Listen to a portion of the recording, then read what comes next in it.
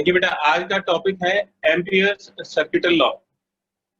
ये बिल्कुल ऐसे है जैसे आपने इलेक्ट्रोस्टैटिक्स में गॉस थ्योरम पढ़ी थी। तो गॉस थ्योरम में हम एक क्लोज्ड सरफेस कंसीडर करते थे जिसको हम गॉसियन सरफेस बोलते थे। उसी तरह से यहाँ पे एक क्लोज्ड पाथ यानी कि एक क्लोज्ड लूप कंसीडर करेंगे, जिस लूप को हम एम्पियर सर्किटल लॉ बोलेंगे। तो एम्पियर सर्किटल लॉ का स्टेटमेंट होता है line integral of B dot DL, line integral of B dot DL. तो जो बी है वो तो मैग्नेटिक फील्ड है और जो डीएल है ये लेंथ एलिमेंट है। किसकी लेंथ है?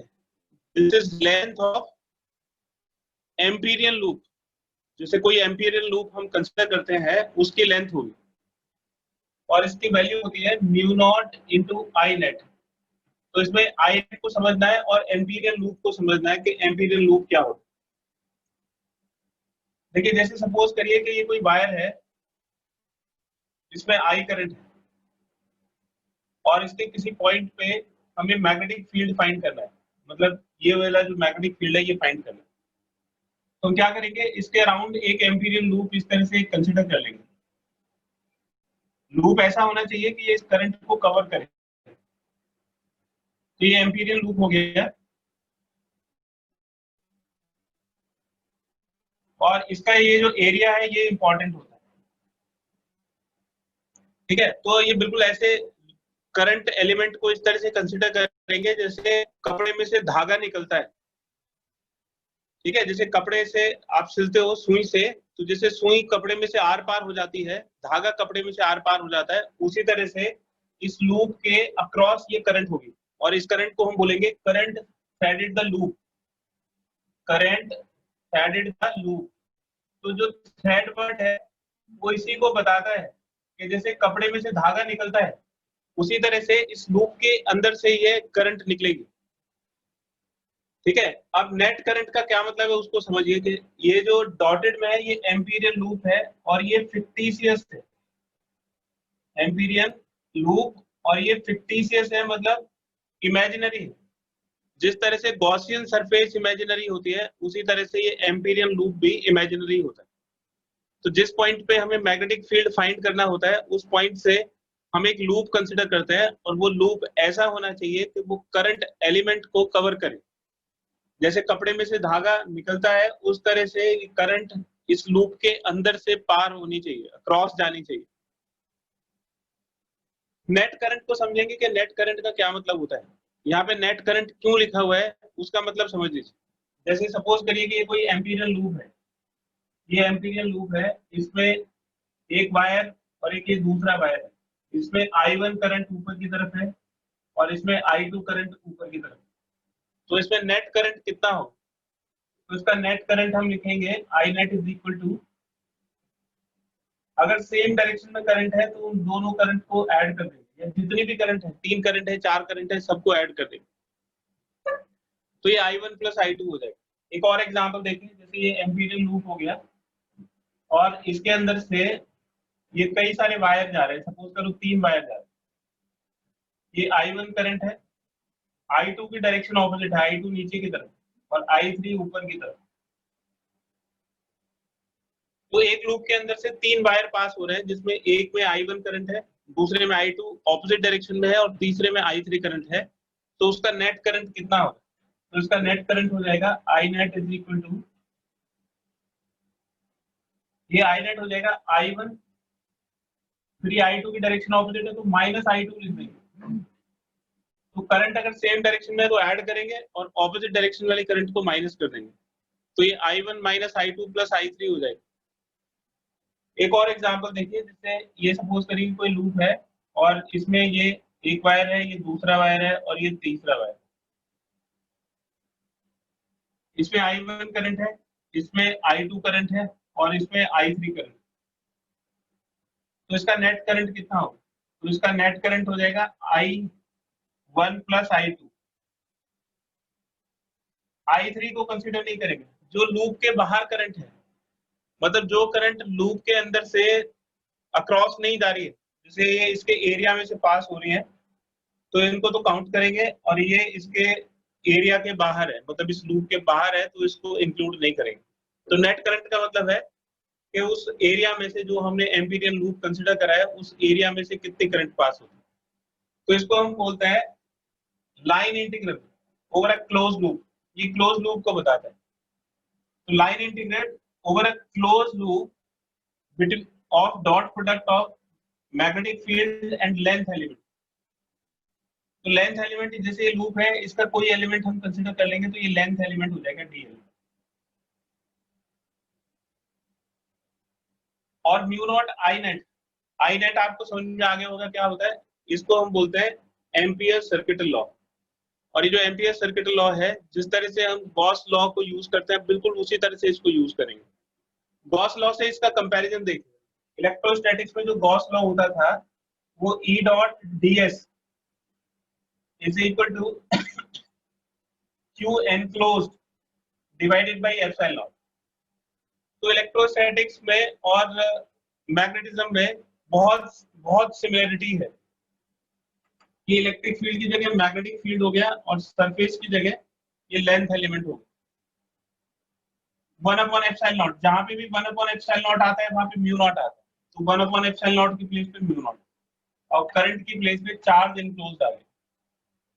ठीक है, क्योंकि जो चार्ज है वो मैग्नेटिक फील्ड प्रोड्यूस नहीं करता है, इसलिए चार्ज की प्लेस पे करंट होगी, करंट मैग्नेटिक फील्ड प्रोड्यूस करती है। ये सबसे पहला पॉइंट हमने पढ़ा था। तो जिस तरह से हम इस गॉस लॉ को यूज करते हैं, गॉस लॉ को यूज करते हैं इलेक्ट्रिक फील्ड को कैलकुलेट करने के लिए, उसी तरह से एम्पियर सर्किटल लॉ को यूज करेंगे मैग्नेटिक फील्ड को कैलकुलेट करने के लिए। तो अब इसकी एप्लीकेशंस पढ़ेंगे। इसका एक स्क्रीनशॉट ले लीजिए।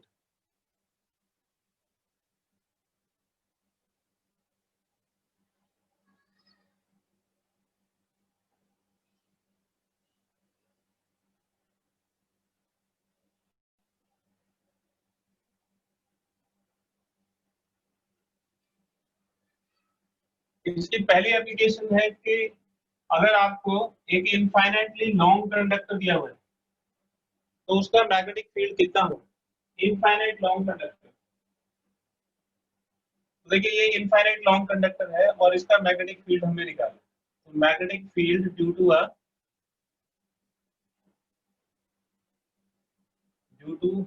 N infinitely long conductor, infinitely long conductor carrying current।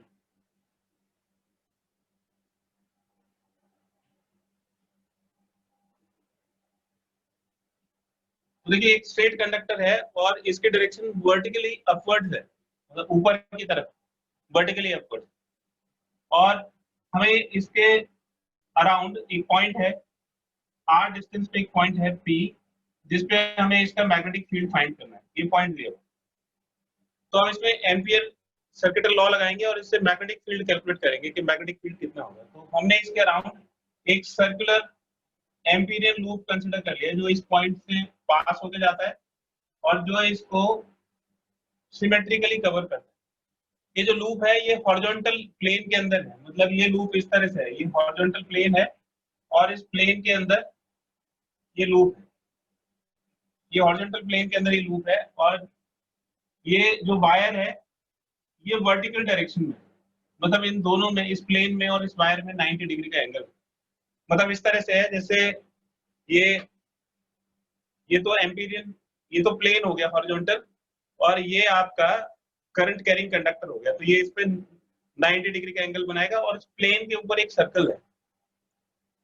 तो हमें इस वायर की वजह से मैग्नेटिक फील्ड की डायरेक्शन निकालनी है। तो आप देखिए कि ये वाला जो वेक्टर है ये dr वेक्टर को डिनोट करेगा या r वेक्टर को डिनोट करेगा, और ये आईडीएल की डायरेक्शन होगा। अगर ये करंट है तो ये वाला जो वेक्टर है वो आईडीएल होगा, तो IDL cross R clockwise rotation होगा, और ये जो आईडीएल और आर है ये वर्टिकल प्लेन के अंदर, मतलब ऐसा एक प्लेन होगा, ये आईडीएल की डायरेक्शन को डिनोट करेगा और ये आर की डायरेक्शन को डिनोट करेगा, ये क्लॉकवाइज रोटेशन होगी।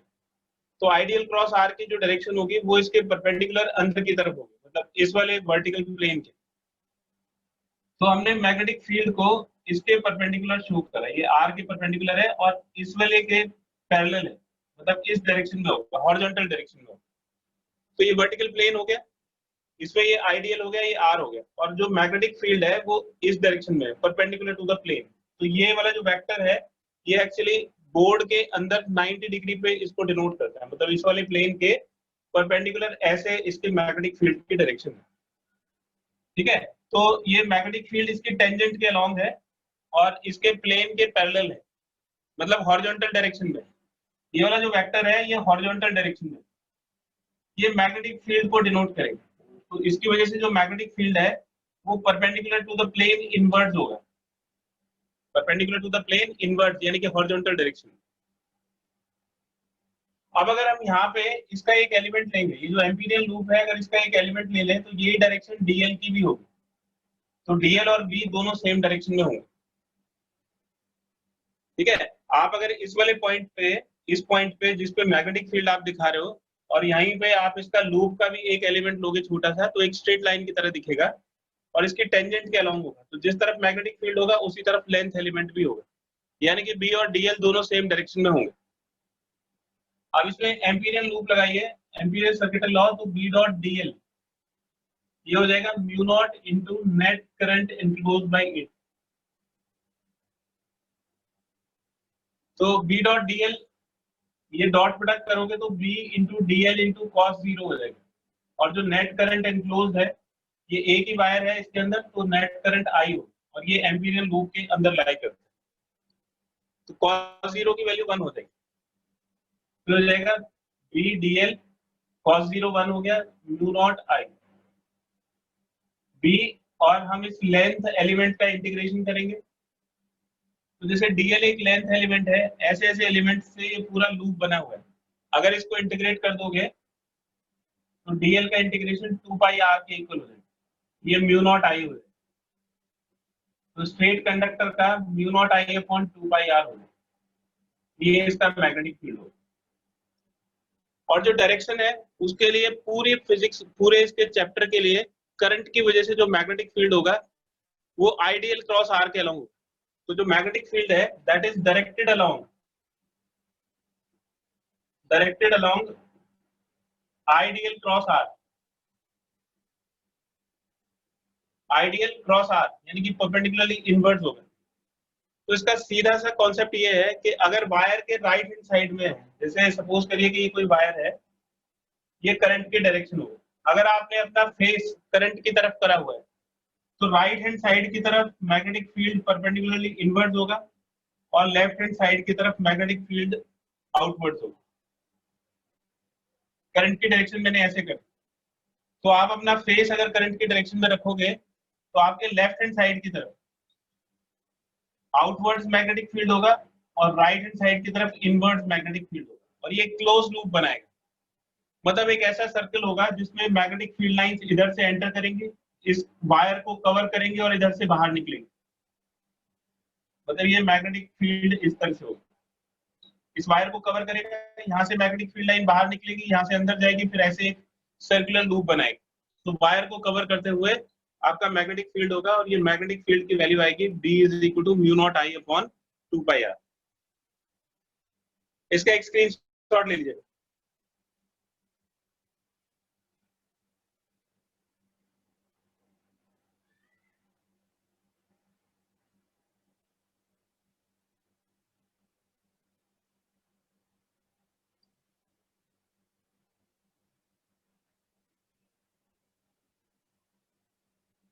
तो स्ट्रेट कंडक्टर इनफाइनाइटली लॉन्ग, उसका मैग्नेटिक फील्ड होगा mu naught I upon 2 pi R और डायरेक्शन आइडियल क्रॉस आर के लॉन्ग। इसका एक एग्जांपल देखिए, देखो एक वायर है ए, ये 2 एम्पियर की करंट है इसके अंदर, एक दूसरा वायर है जो इससे 90 डिग्री का एंगल बनाता है और इसमें 5 एम्पियर की करंट है। ये दोनों जो है वो बोर्ड के प्लेन में, ये जो बोर्ड का प्लेन है इसी के अंदर है, ये करंट की डायरेक्शन ऊपर की तरफ है, ये इस तरफ। तो यहाँ पे एक पॉइंट है पी, इस पे हमें मैग्नेटिक फील्ड बताना है कि मैग्नेटिक फील्ड किस तरफ हो, डायरेक्शन दी हुई है, इससे ये जो लेंथ है ये 10 सेंटीमीटर, इस वाले वायर से पी पॉइंट 10 सेंटीमीटर के ऊपर, और इस वाले वायर से ये 5 सेंटीमीटर के ऊपर, 5 सेंटीमीटर की डिस्टेंस। इस वाले वायर को हमने ए ले लिया और इस वाले वायर को बी कंसिडर कर लिया। तो इस पॉइंट पे दोनों का मैग्नेटिक फील्ड होगा, ये इसका भी मैग्नेटिक फील्ड होगा और इसका भी मैग्नेटिक फील्ड होगा। तो सीधा सा कॉन्सेप्ट क्या है कि अगर स्ट्रेट कंडक्टर है तो राइट हैंड साइड की तरफ इनवर्ड मैग्नेटिक फील्ड होगा और लेफ्ट हैंड साइड की तरफ आउटवर्ड मैग्नेटिक फील्ड होगा। तो वायर की तरफ फेस करिए, फेस इस तरफ हो गया, मेरा फेस ऐसे ऊपर की तरफ हो गया, तो राइट हैंड साइड की तरफ इसका जो मैग्नेटिक फील्ड है वो अंदर की तरफ होगा, तो ए का मैग्नेटिक फील्ड इनवर्ट होगा। अगर मैं अपना फेस बी की तरफ इस डायरेक्शन में करता हूँ तो मेरा लेफ्ट हैंड, जैसे मैंने अपना फेस इस तरफ किया तो लेफ्ट हैंड साइड इस तरफ बोर्ड की तरफ पड़ेगा और राइट हैंड साइड आपकी तरफ पड़ेगा। तो इसके लेफ्ट हैंड साइड की तरफ है तो इसका जो मैग्नेटिक फील्ड है वो आउटवर्ड होगा, यानी कि दोनों का मैग्नेटिक फील्ड एक दूसरे के ऑपोजिट होगा। और जो मैग्नेटिक फील्ड है वो ज्यादा किसका होगा, ठीक है, वो दो चीजों के ऊपर डिपेंड करेगा, एक तो करंट के ऊपर और एक डिस्टेंस के ऊपर। जिसकी करंट ज्यादा होगी उसका मैग्नेटिक फील्ड ज्यादा होगा और जिसकी डिस्टेंस कम होगी उसका मैग्नेटिक फील्ड ज्यादा होगा। ठीक है, तो वो कैलकुलेशन करने के बाद ही पता लगेगा कि किसका मैग्नेटिक फील्ड ज्यादा है। तो बी ए और बी बी की वैल्यू निकाली, तो magnetic field due to a formula होता है mu naught I upon 2 pi R. तो म्यू नॉट हो गया 4 पाई इंटू 10⁻⁻⁷। करंट की वैल्यू, ए की जो करंट है वो 2 एम्पियर है, into 2 pi into R, R की वैल्यू 10 सेंटीमीटर, 10 सेंटीमीटर का मतलब 10 इंटू 10⁻⁻2 मीटर। ये 2 पाई से ये कट गया 2, तो हो जाएगा 4 इंटू ये 10⁻⁻1, 10⁻⁻1 ऊपर जाएगा +1 तो 10⁻⁻6 टेस्ला। तो ए का मैग्नेटिक फील्ड हो गया 4 इंटू 10⁻⁻6 टेस्ला। और जो मैग्नेटिक फील्ड है वो इनवर्ट होगा, मतलब इसकी जो डायरेक्शन है वो inward. Magnetic field due to B, ये mu naught I upon 2 pi R, 4 pi into 10⁻⁻7। Current है 5 एम्पियर डिवाइडेड बाय 2 पाई और डिस्टेंस है 5 सेंटीमीटर। तो 5 इंटू सेंटीमीटर के लिए 10⁻⁻2, ये 5 से 5 कर, तो 2 इंटू 10⁻⁻5 टेस्ला। इसको हम 20 इंटू 10⁻⁻6 टेस्ला लिख सकते हैं। ये है, ये आउटवर्ड होगा। तो नेट मैग्नेटिक फील्ड कितना हो जाएगा, net magnetic field at P, तो बी का मैग्नेटिक फील्ड ज्यादा है तो बी के मैग्नेटिक फील्ड में से ए का मैग्नेटिक फील्ड माइनस कर देंगे और जो डायरेक्शन है वो बी की डायरेक्शन डोमिनेट करेगी, तो ये डॉट की डायरेक्शन में यानी कि परपेंडिकुलरली आउटवर्ड हो। तो इसमें से इसको माइनस करोगे तो 20 - 4 16 इंटू 10⁻⁻6 टेस्ला आ जाएगा और ये आउटवर्ड डायरेक्शन में आएगा, परपेंडिकुलरली आउटवर्ड।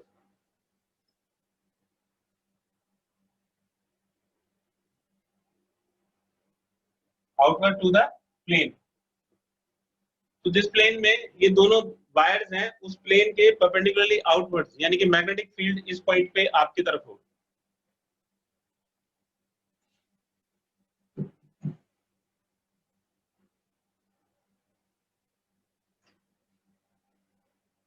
इसका एक स्क्रीनशॉट ले लीजिए।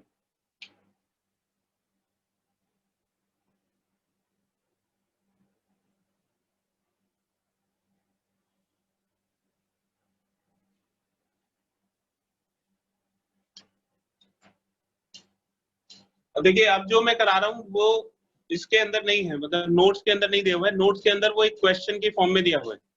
बड़ा इंपॉर्टेंट क्वेश्चन है, मतलब इस टॉपिक का सबसे इंपॉर्टेंट क्वेश्चन है, तो इसको बड़े ध्यान से सुनिएगा।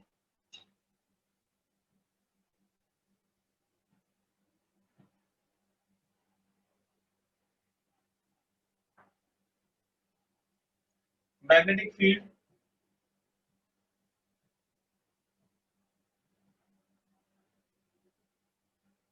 inside and outside of a cylindrical wire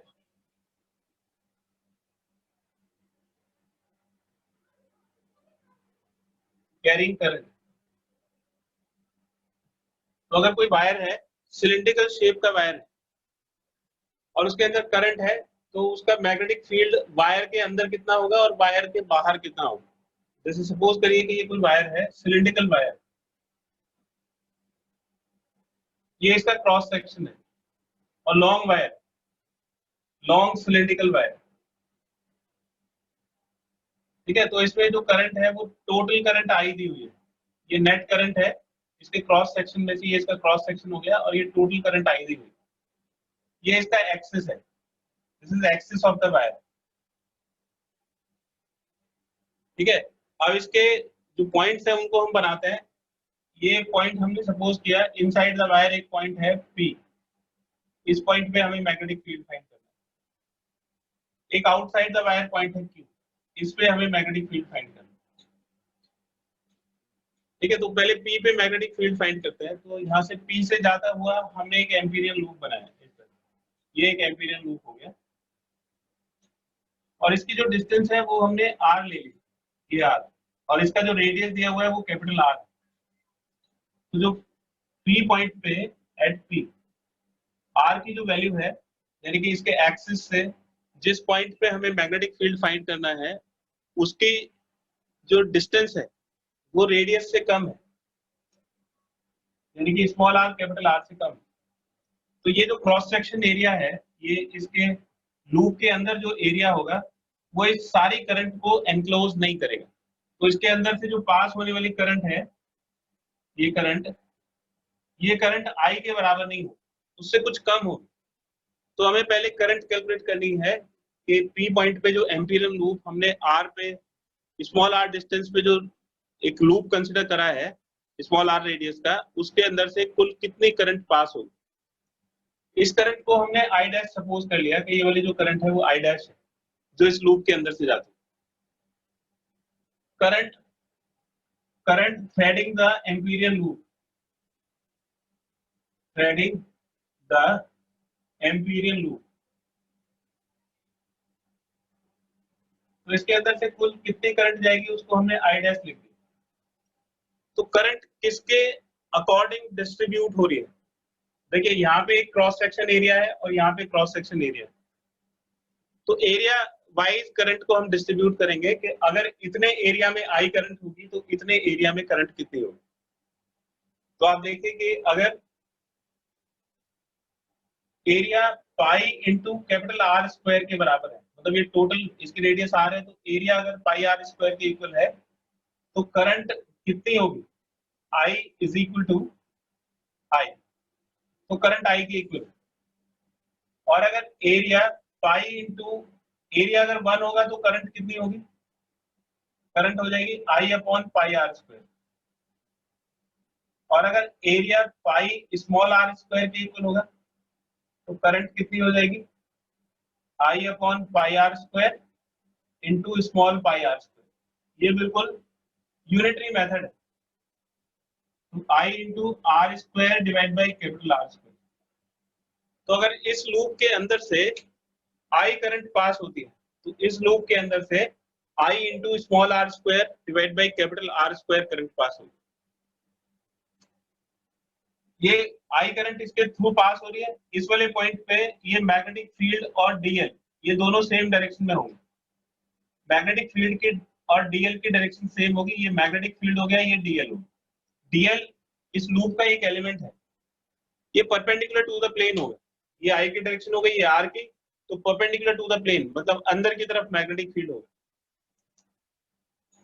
तो करंट की वैल्यू तो हो गई I dash is equal to I into R square divide by capital R। तो by ampere circuital law, ACL ampere circuital law, B dot DL की value calculate करेंगे। तो B dot DL is equal to mu naught into I net, तो हो जाएगा B DL cos 0, और I net की value हो जाएगी जो नेट करंट है वो I small r square divide by capital R square के इक्वल। cos 0 1 हो गया, B कांस्टेंट है, और dl की वैल्यू आ जाएगी 2 पाई स्मॉल r। ये इसके अगर सारे लेंथ एलिमेंट का इंटीग्रेशन करेंगे, मतलब उनको एक साथ ऐड कर दिया जाए, तो पूरा सरकमफेरेंस बन जाएगा और वो 2 पाई r के इक्वल हो जाएगा।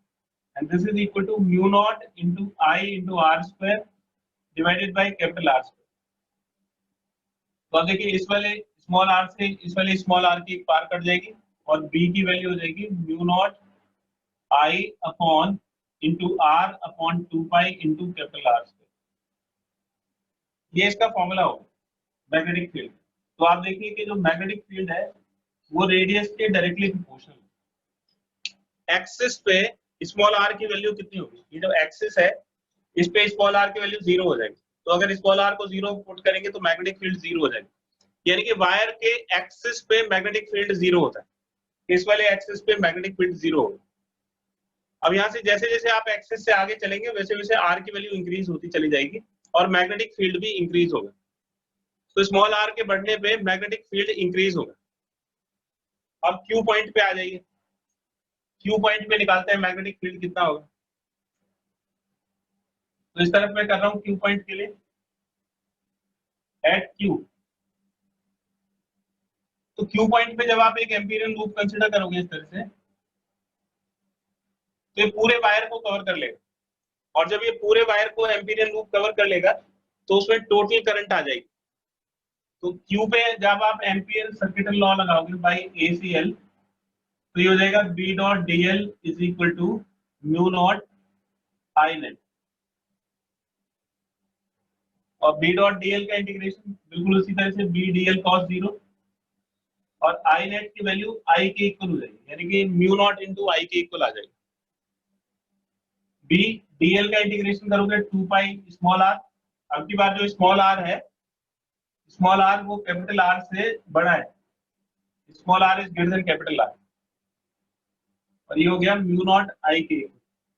तो मैग्नेटिक फील्ड हो गया mu naught I upon 2 pi small R.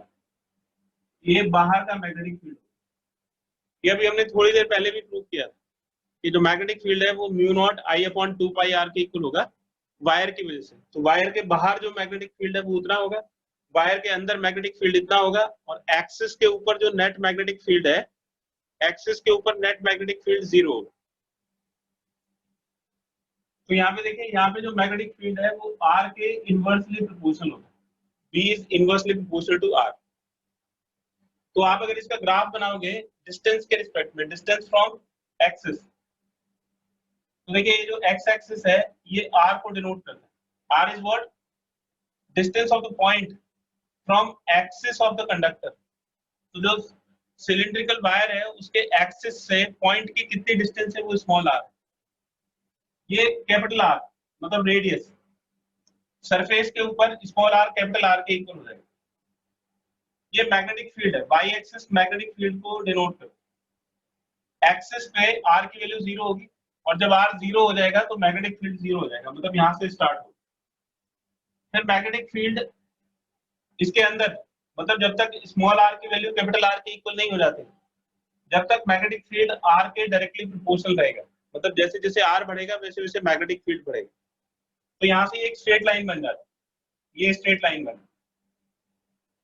अब जैसे ही आप इसके सरफेस को छोड़ोगे तो दूसरा केस बन जाएगा, R is greater than R, और फिर जो मैग्नेटिक फील्ड है वो आर के इनवर्सली प्रोपोर्शनल हो जाएगा। फिर यहाँ से आगे इनवर्स प्रोपोर्शन का ग्राफ बनेगा। तो यहाँ तक मैग्नेटिक फील्ड आर के डायरेक्टली प्रोपोर्शनल होता है और यहाँ पे मैग्नेटिक फील्ड आर के इनवर्सली प्रोपोर्शनल। तो ये वायर के अंदर का मैग्नेटिक फील्ड एक्सिस से जैसे जैसे बाहर चलोगे राइज करेगा, और ये वायर के बाहर का मैग्नेटिक फील्ड, वायर से बाहर जैसे जैसे चलोगे तो मैग्नेटिक फील्ड डिक्रीज करेगा। ठीक है, तो वायर के अंदर का मैग्नेटिक फील्ड और बाहर का मैग्नेटिक फील्ड इस तरह से वेरी करता है। मोस्ट इंपॉर्टेंट है,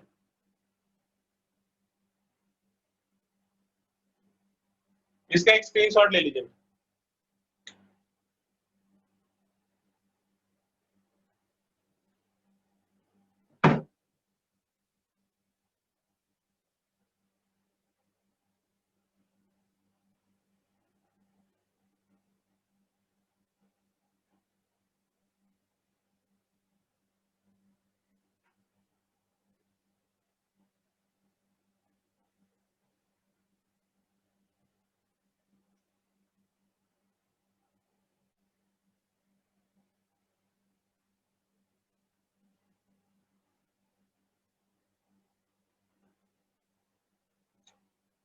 नेक्स्ट है बेटा मैग्नेटिक फील्ड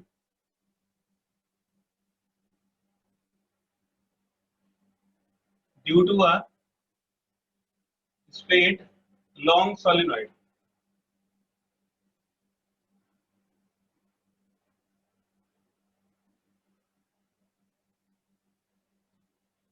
सोलेनॉइड में क्या होता है कि बहुत सारे कॉइल्स होते हैं, वो स्पाइरल शेप के होते हैं, मतलब एक पहले टर्न होगा फिर दूसरा टर्न होगा, तो इस तरह से एक लॉन्ग सोलेनॉइड है, इसमें बहुत सारे टर्न्स।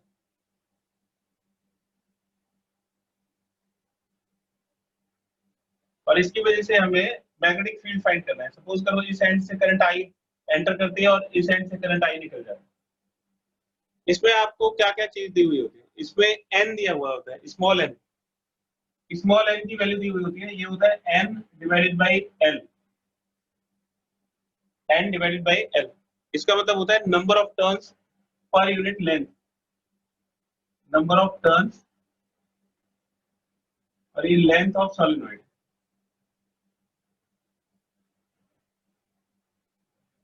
इससे आप क्या कर सकते हो, नंबर ऑफ टर्न्स निकाल सकते हो। अगर आपको टोटल नंबर ऑफ टर्न्स निकालने हैं तो स्मॉल एन को कैपिटल एन से मल्टीप्लाई कर दो, या उस लेंथ से मल्टीप्लाई कर दो जिस लेंथ में आपको नंबर ऑफ टर्न्स कैलकुलेट करना है।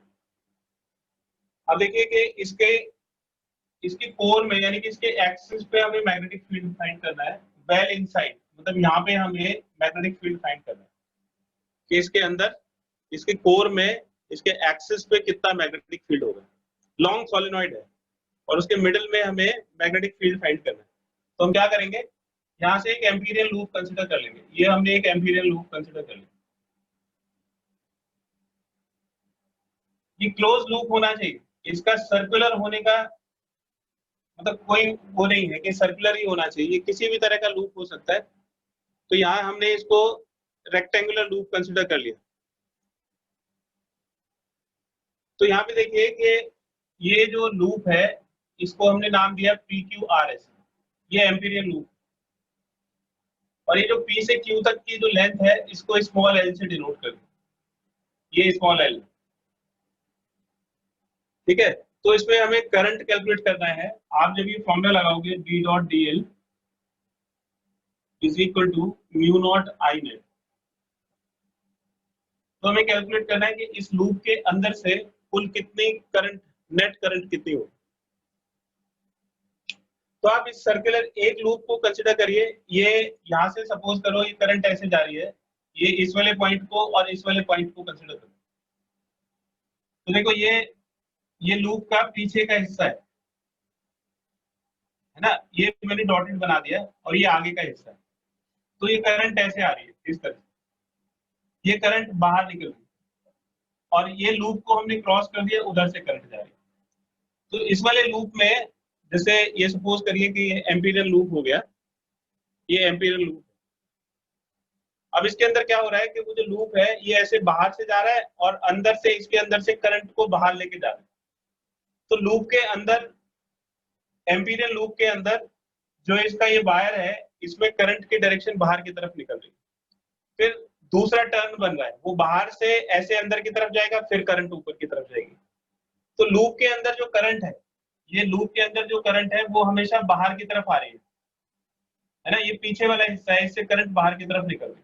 तो आई करंट, जैसे इधर से आई करंट गई, फिर दूसरा टर्न आएगा उससे आई करंट जाएगी, 2 आई हो गई, फिर तीसरा जाएगा उससे 3 आई, फिर 4 आई, फिर 5 आई, फिर 6 आई, इस तरह से। यानी कि जितने भी टर्न्स इसमें से पास होंगे वो आई करंट लेके अपने साथ जाएंगे। तो जितने टर्न्स इस लेंथ के अंदर होंगे उतने टाइम्स करंट वो अपने साथ ले जाएंगे। अगर इसमें 2 टर्न्स है तो करंट 2 आई हो जाएगी, क्योंकि आई ये टर्न ले जाएगा, आई ये ले जाएगा। और जो दूसरे वाला पार्ट है वो बाहर से निकल रहा है, तो जो ऑपोजिट डायरेक्शन की करंट है उसको हम काउंट नहीं करेंगे, क्योंकि वो लूप के अंदर नहीं है, वो लूप के बाहर है। तो ऐसे हो रहा है जैसे ये लूप, ये आया वायर, इसके अंदर से करंट बाहर गई और फिर ऐसे बाहर चली गई। तो एक बार करंट ऊपर की तरफ जा रही है, एक बार करंट नीचे की तरफ जा रही है।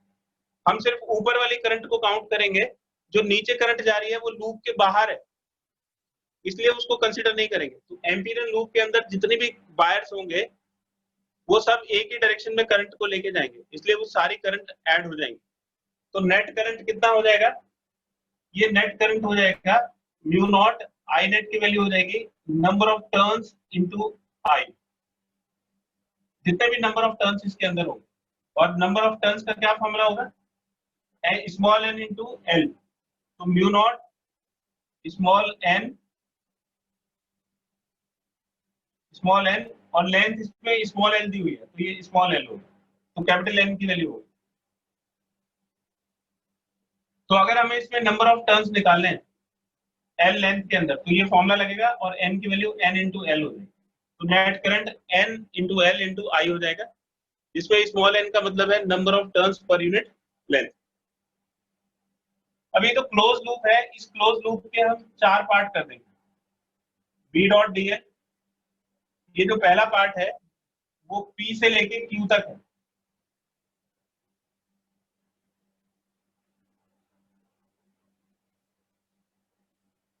ये पी से लेके क्यू तक।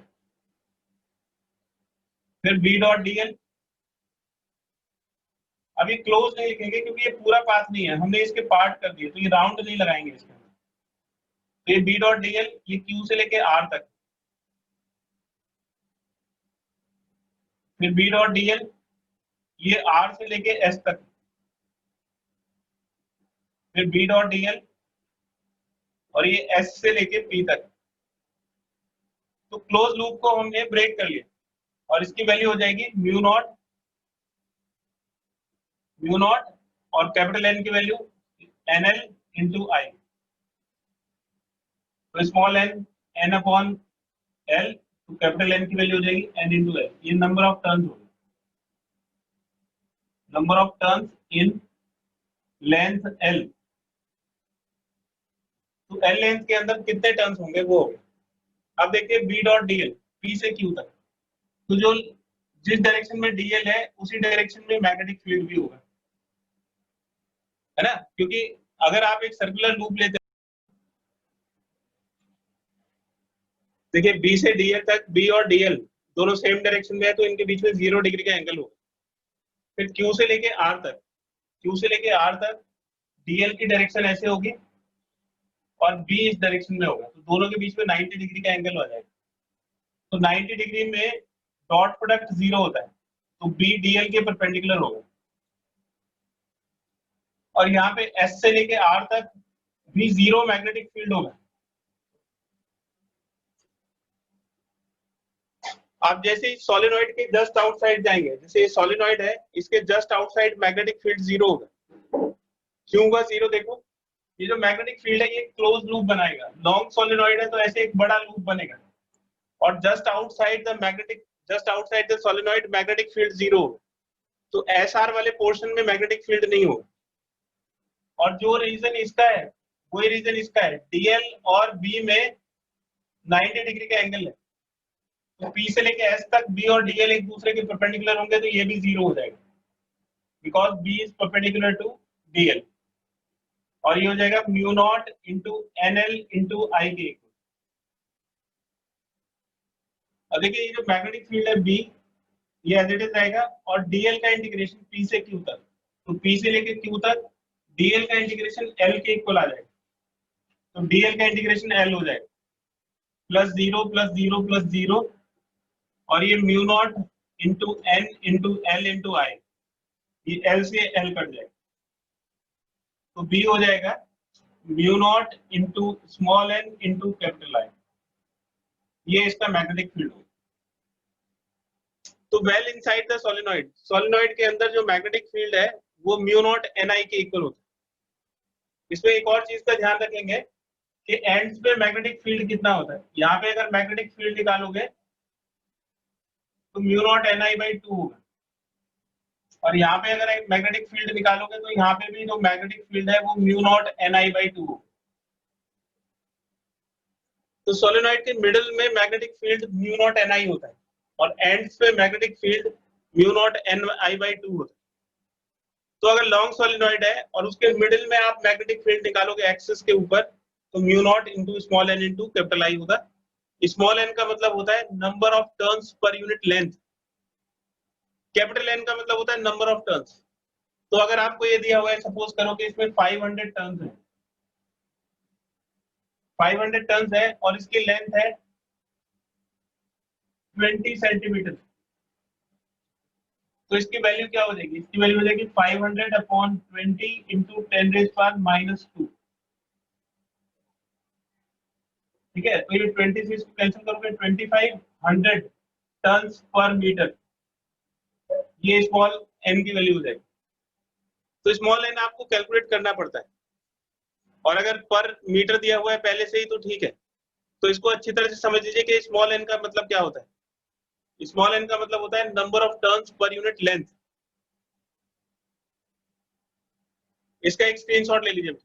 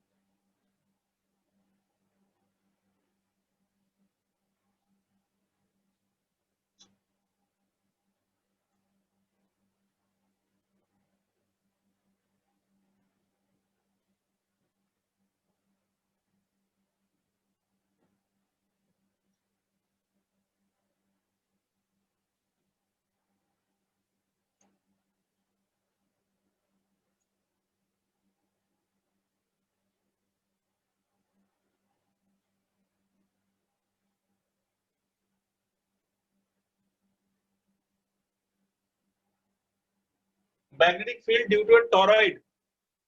टोरॉइड का मतलब होता है एंडलेस सोलेनॉइड। ये भी एक सोलेनॉइड होता है लेकिन इसमें एंड्स नहीं होते।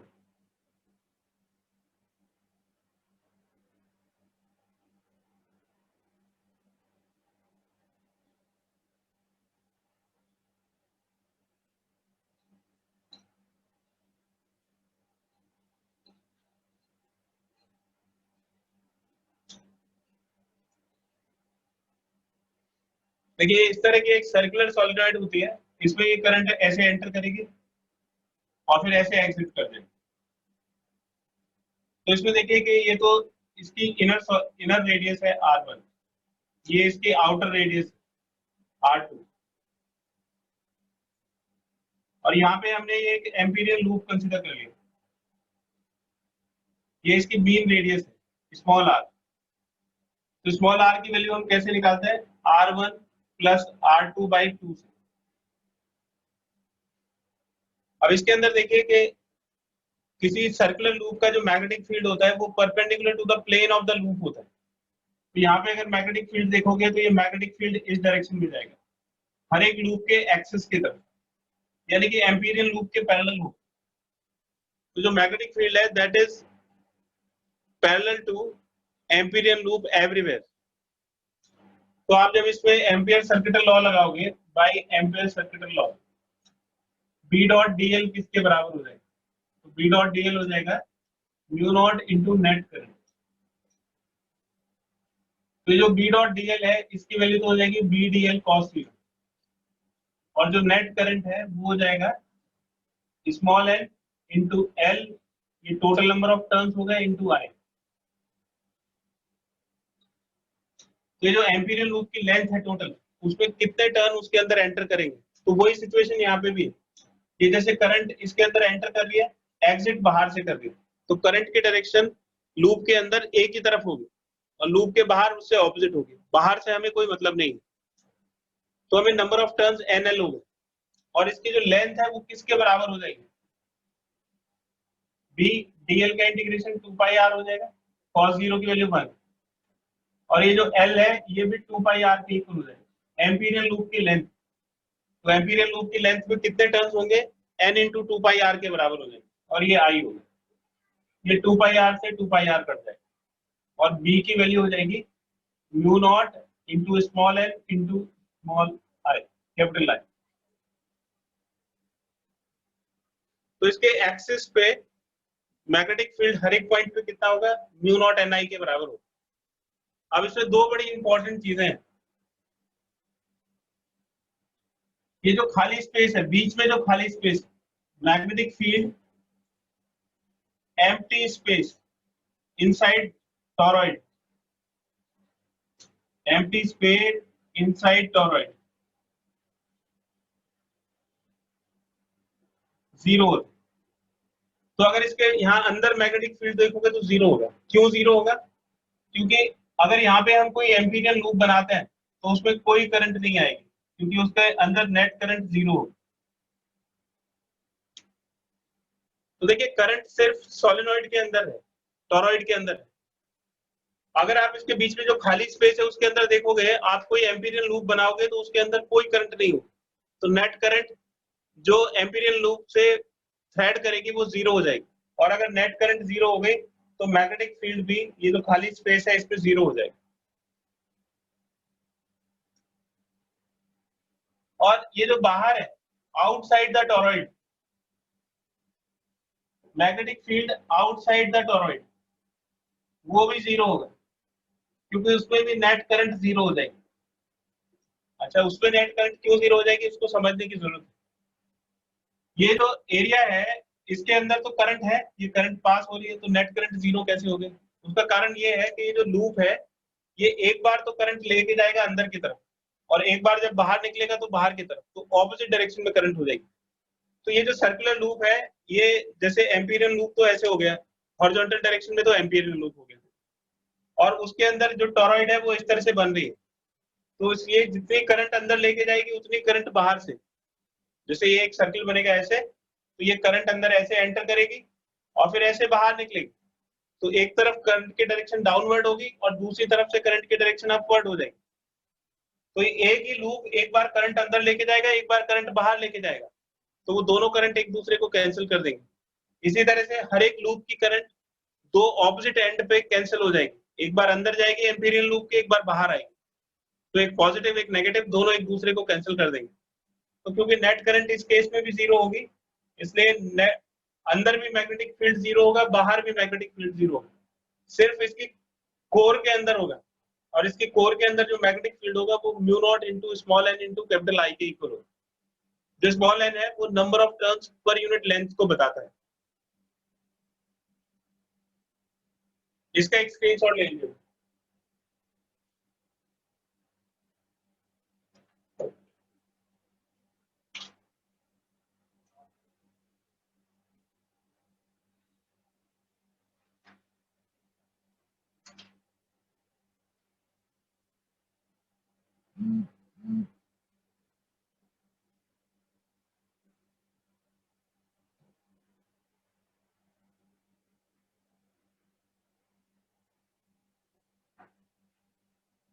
देखिए आज का क्या होमवर्क है बेटा, थ्योरी करनी है पेज नंबर 12 तक।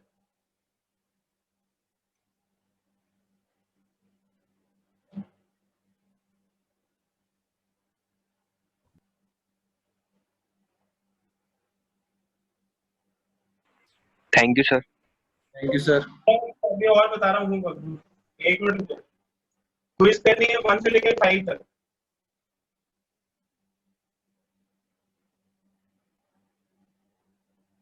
क्विज 1 से लेकर 4 तक।